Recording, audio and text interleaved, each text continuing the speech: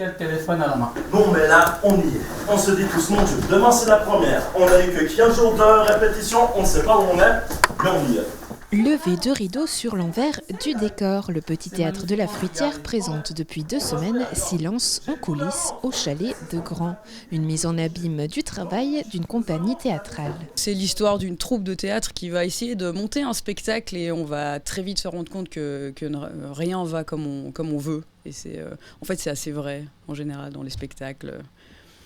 C'est une bonne critique de ce qu'on vit en théâtre en général. Cette pièce-là, j'y ai pas cru jusqu'à presque 1 mois en arrière, Anthony va rire, parce que je me faisais beaucoup de soucis. Elle était difficile, certains comédiens ne savaient pas tout à fait bien leur texte. Je me suis dit, mais jamais on va y arriver, jamais on y arrivera.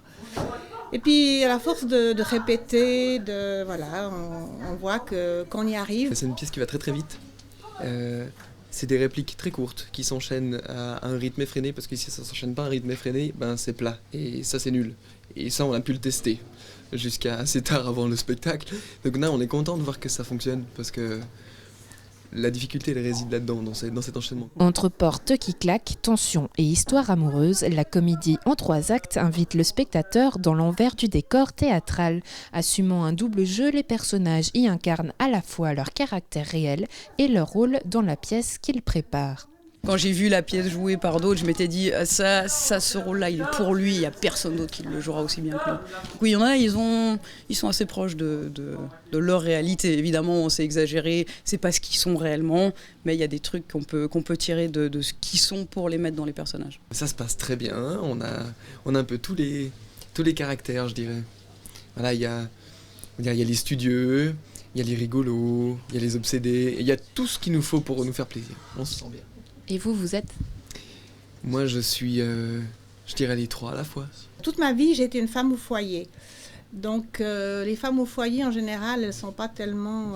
elles font leur boulot, elles font beaucoup de travail. Et je trouve que c'est super de pouvoir... l'instant de 2 ou 3 heures de temps, ou même quand on joue, là, de pouvoir sortir de son personnage. C'est fabuleux d'entrer sur scène, on est tel et tel, la porte se ferme et on est nouveau nous-mêmes. Où est Bob ? Oh non, Bob ! Pas déjà. Poppy, Mais je pensais qu'il était dans la salle avec toi. je croyais qu'il était en coulisses avec vous. Moi, je suis sûr qu'il ne l'est pas. Pas pendant un village technique. Non, attendez les enfants. Pas de conclusion à dire. Il faut que sa doublure s'habille. Tim, Ouais, tu vas faire le cambrioleur. ok, d'accord. Depuis le mois d'avril, les 9 comédiens âgés de 20 à 70 ans ont appris leur texte, imaginé et réalisé un plateau tournant, répété avec l'aide d'une chorégraphe et d'une costumière. Un gros travail pour une équipe d'amateurs. C'est vrai qu'on ose rarement donner un défi aussi grand à des gens comme eux, parce que ils font pas que ça de leur vie, c'est pas leur métier, ils font autre chose, et quand ils rentrent le soir, non, ils vont pas se poser devant leur télé ou faire autre chose, ils vont aller au théâtre et ils vont devoir tout donner. Je vous dis pas le trac qu'il y a derrière la porte. Les dernières minutes, on part à l'échafaud. Hein, c'est pas possible. Il y a le ventre, il y a tout. Et sitôt qu'on franchit, normalement, c'est la délivrance, je dirais. On sait jamais comment un public va pouvoir réagir, surtout dans une comédie, parce que il y a des choses qui vont vous faire rire, il y a des choses qui vont me faire rire, il y a des choses qui vont les faire rire, mais on va jamais rire de la même façon, on va jamais rire aux mêmes choses.